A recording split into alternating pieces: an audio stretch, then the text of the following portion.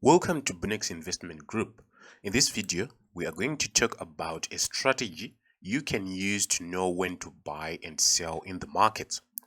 We'll also use a real market example, which you can as well replicate in your trading. But before we go through, make sure you subscribe to this channel and check the notification bell icon if you haven't done so. So in this video, we are going to talk about how to determine the market bias, which is actually a very fundamental step for us to take first before we actually do anything.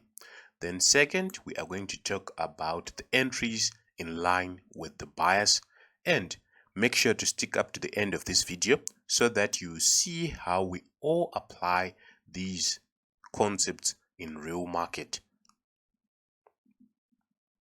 So the first example is bias determination, and we use the institutional market maker method in our trading. So this incorporates counting of levels, and one technique of determining the market bias is level counting. So before we go any further, we need to actually define what bias determination means. So this is basically a process whereby we are trying to see where the market is actually going. Is it going up or is it going down? Like this.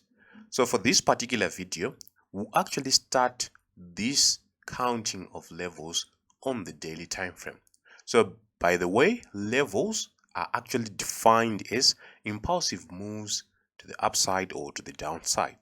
So incomplete cycle means we are still short of a move in that particular direction. So let's see how levels are counted in the next example. So I'm going to illustrate what levels are. To those who haven't been following this channel, a level is basically an impulsive rise or an impulsive drop that is issued within the market. So by that, these impulsive rises or drops are actually separated from each other by a pullback or a market consolidation. So we have something like this, an impulse, a pullback, an impulse, and probably a consolidation like that, and then an impulsive rise. So we have 1, 2, 3 impulsive rises in a complete cycle. So if we are at this first part, it means we are still short of 2 levels to actually complete our cycle, right? Then the top of levels, this is called the peak formation low, and this is called the peak formation high. And if ever levels are not yet complete in the higher time frame structure, they will need a reset to actually continue their moves. So in this case, I'm going to call this a higher time frame cycle. If we go to the preceding time frame cycle, for instance, if we say this is the daily cycle, we have seen these levels on the daily cycle. If we go to the H4 time frame, it should look like this: 3 levels in one daily level and a reset,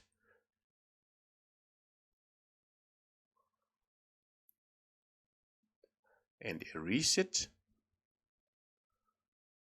to reach the ultimate peak, which is this one. Therefore, this point, which is A, is this point, A, this point, B is the same as this one on the H4 time frame. And this leads us to a principle that we say for any level of the higher time frame, expect to see 3 levels of the preceding time frame. In that case, we are saying in one daily level, there are 3 H4 levels. In one H4 level, there are 3 H1 levels, like that. So in line with entries in line with bias basically means we need to first determine whether the market is actually trending up or is trending down. And we have seen one technique of finding the market bias, which is actually counting of levels. And after counting of levels, we would know that how many levels are we left to complete a cycle, or how many levels are we short of to complete that particular cycle. If we know that we are left with 2 or 3, depending on that on that cycle of our choice, it means we are yet to complete that. And the best thing to do next is now to find entries in line with that bias. So entries are made on the M15 or H1 time frame. So these are the time frames that offers the best point to buy or sell. However, to do this in an orderly manner, we need to have patterns to stock. We don't just go on the charts and say we are going to buy because we've seen a green candle, or we are going to sell because we've seen a red candle. We need patterns to look for, and these patterns include the M's, the normal M's in the forex context, the W's, shoulder, head, shoulders, half, Batman, etc. There are a lot of entry point patterns in the market. So let's now go over the charts to see how these goes. So this is odd against USD, and I've said for this particular video we are going to illustrate this concept using the daily time frame. So I'm on the daily time frame right now, and the first thing is actually to find the swing high that is available to us. In this case, we have this particular move, a swing high on the daily time frame. So it's going to be our datum or our point of starting our levels count. So we use rectangles to actually mark the levels properly. In this case, I'm going to use white rectangles for the daily time frame, right? So we can see that from this point we had a drop down to this zone, right? So I'm going to call this a level, but it's not yet confirmed since I haven't seen the lower time frame, which is the H4. So I have this as my first level drop. After the first level drop, there is a pullback, and I've combined a level drop and its pullback. After that, we can see we have the second level drop, but we haven't confirmed if this is now complete. After this has been done, we know that the market is still trending down. Why? Because we have 2 levels so far that has been issued. So 2 levels, we still require 1 daily level to be issued for us to say the daily cycle has completed. So we are now going on the H4 time frame to count the levels on that particular H4 time frame.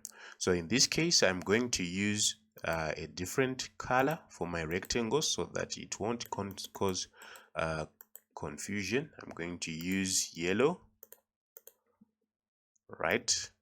This is now a way of confirming if our daily levels are actually complete and are actually daily levels. So we have one, first H4,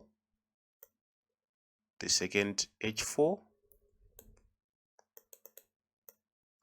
right, and lastly the last H4 level to reach the peak formation low. From that H4 we have this as our reset, right? From that reset we had the first H4, which is this one, and after that there was this consolidation. There was no drop in there, right? Then we need to actually verify if this is now a complete H4. So in one H4 level we would expect to see 3 H1 levels. So we now scale down to the H1 time frame, right? On the H1 time frame, I'm now going to use a different color.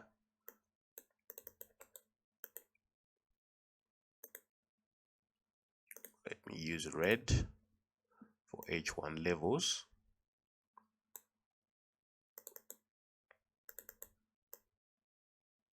We have the first level drop,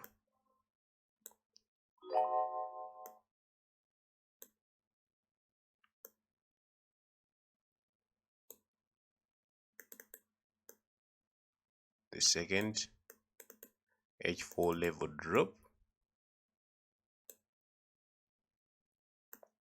the third H4 level drop, which is this one, and what did we have? In this case, a big formation low was an inverted head and shoulder, shoulder, head, shoulder, right? And we reach a reset point, right? So from that reset point, we have one, and all this was consolidation up to this point.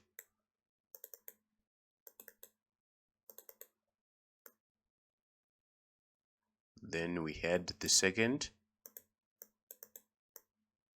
H1 level,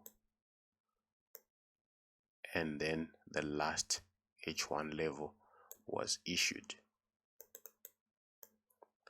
So in this case, what can we now say? We can see that we had a complete H4 level, another complete H4 level, and we are yet to get another H4 level. So for that, we are still short of H1 levels going to the downside, right? If that's the case, it means this one was a reset and we have been issued one H1 level, which is this one, and we still need 3 H1 levels for us to have a completed H4 level, right?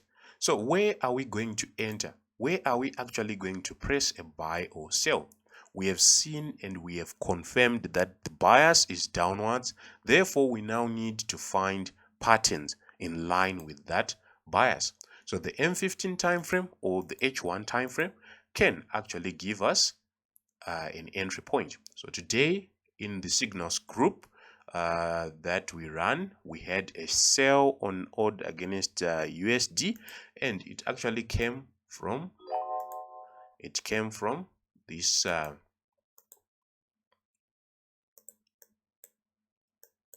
sorry about that. It came from this. We had first leg, second leg, and we actually entered at around 0.6810, which is at closure of this candlestick. And unfortunately, US session came and pulled back the market to retest the high of day, and we actually had to take this war profit. So it was actually due to the bias that we determined using the levels counting and then a pattern in line with that bias. So basically that. However, there are a lot of factors that actually affect these things, and if we are going to talk about everything, this video won't be this short. We'll actually spend 5-6 hours actually explaining this methodology. There are a lot of stuff that you need to learn, and if you want to learn for a one-on-one, you may actually contact us using the comment section. Just let us know through the comment section. On that note, we come to the end of this video. Thank you for watching. Like and subscribe.